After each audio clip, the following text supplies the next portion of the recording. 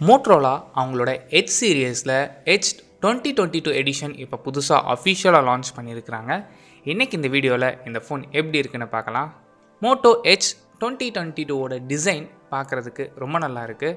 இந்த ஃபோனோட size 6.6 inches, 20:9 aspect ratio இங்கே யூஸ் பண்ணியிருக்கிறாங்க. டிஸ்பிளேக்கு இங்கே OLED பேனல் யூஸ் பண்ணியிருக்கிறாங்க. Resolution Full HD+. Refresh rate பொறுத்தவரை 144 Hz. இந்த display 10 bit supported panel and அது மட்டும் இல்லாமல் HDR10+ சப்போர்ட்டும் இருக்குதுன்னு சொல்லியிருக்கிறாங்க. Next processor. இங்கே மீடியாடெக்கோட டைமென்சிட்டி 1050 ப்ராசஸர். இது ஒரு புது ப்ராசஸர். இந்த ப்ராசஸர் யூஸ் பண்ணியிருக்கிறாங்க. இந்த ப்ராசஸரோட பர்ஃபார்மன்ஸ் எடுத்துக்கிட்டிங்கன்னா மீடியாடெக் டைமென்சிட்டி 1000+ விட பெட்டராக பர்ஃபார்ம் பண்ணும். இன்டென்ஸான யூசேஜுக்காக இருந்தாலும் சரி, இல்லை கேமிங்காக இருந்தாலும் சரி, இந்த ப்ராசஸரால் ஈஸியாக ஹேண்டில் பண்ண முடியும். அண்ட் இதை சப்போர்ட் பண்ணுறதுக்கு 8GB வரைக்கும் ரேம் ஆப்ஷன்ஸ் இருக்குது and 256GB internal storage option கொடுத்துருக்குறாங்க. இந்த ஸ்டோரேஜை உங்களால் எக்ஸ்பேண்ட் பண்ணிக்க முடியாது. Next cameras. Rear camera 50 megapixel, இதோட அப்பேச்சர் f1.8. இந்த பிரைமரி சென்சருக்கு ஆப்டிக்கல் இமேஜ் ஸ்டெபிலைசேஷன் சப்போர்ட்டும் இருக்குது. அண்ட் பிக்சலோட சைஸ்ன்னு எடுத்துக்கிட்டிங்கன்னா இங்கே 1 மைக்ரான்ஸ் அளவுக்கு பெரிய பிக்சல்ஸ் யூஸ் பண்ணியிருக்கிறாங்க. ஸோ லோ லைட்டில் எடுக்கிறதுக்கு ரொம்பவே ஹெல்ப்ஃபுல்லாக இருக்கும். செகண்டரி சென்சர் 13 மெகாபிக்சலுக்கான அல்ட்ரா வைட் சென்சார் இங்கே யூஸ் பண்ணியிருக்கிறாங்க. அண்ட் இதோட அப்பேச்சர் கொஞ்சம் டிஃப்ரெண்ட்டாக கொடுத்துருக்குறாங்க. f1.5 அப்படிங்கிற பெரிய அப்பேச்சர் யூஸ் பண்ணியிருக்கிறாங்க. ஸோ இது மூலமாக லோ லைட்டில் கூட பிரைட்டான இமேஜஸ் உங்களால் கேப்சர் பண்ணிக்க முடியும். அண்ட் இதோட ஃபீல்ட் ஆஃப் வியூன்னு எடுத்துக்கிட்டிங்கன்னா இங்கே 120 டிகிரி வரை நல்ல வைடாக உங்களால் இமேஜஸ் கேப்சர் பண்ணிக்க முடியும்.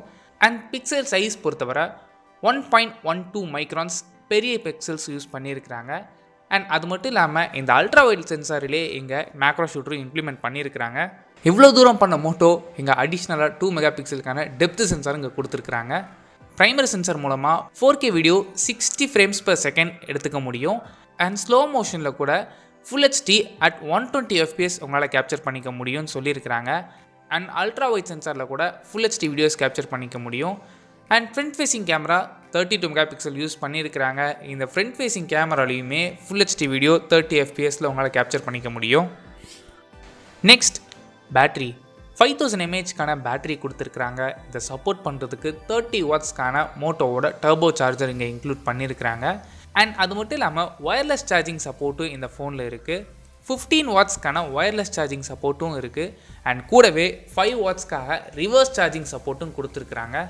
திக்னஸ் பொறுத்தவரை 7.99 mm திக்னஸ் கொடுத்துருக்குறாங்க. அண்ட் வெயிட்டும் 170 grams தான். இவ்வளோ நேரம் நம்ம ஹார்ட்வேர் பற்றி பார்த்தோம். Next software. இங்கே ஆண்ட்ராய்ட் 12 ரன் ஆகுது. கம்ப்ளீட் ஸ்டாக் ஆண்ட்ராய்ட் UI தான் இங்கேயும் யூஸ் பண்ணியிருக்கிறாங்க. Next pricing. இப்போதைக்கு இந்த ஃபோன் யூஎஸில் மட்டும் தான் லான்ச் பண்ணியிருக்கிறாங்க. மற்ற மார்க்கெட்ஸ் பற்றி இன்னும் அஃபிஷியல் இன்ஃபர்மேஷன் எதுவும் இல்லை. கூடிய சீக்கிரம் லான்ச் பண்ணுவோன்னு சொல்லியிருக்கிறாங்க. அண்ட் யூஎஸ் ப்ரைஸை இந்தியன் ப்ரைஸ் கன்வெர்ட் பண்ணி பார்க்கும்போது கிட்டத்தட்ட 40,000 ருபீஸ்க்கு இந்த ஃபோனை ப்ரைஸ் பண்ணியிருக்காங்க. ஸோ இந்தியா லான்ச் ஆகும்போது கண்டிப்பாக இவ்வளோ தூரத்துக்கு லான்ச் பண்ண மாட்டாங்க. இந்தியா லான்ச் பண்ணும்போது ஒரு 25,000 30,000 லான்ச் பண்ணாங்க அப்படின்னா நீங்கள் தாராளமாக இந்த ஃபோனை வாங்கலாம்.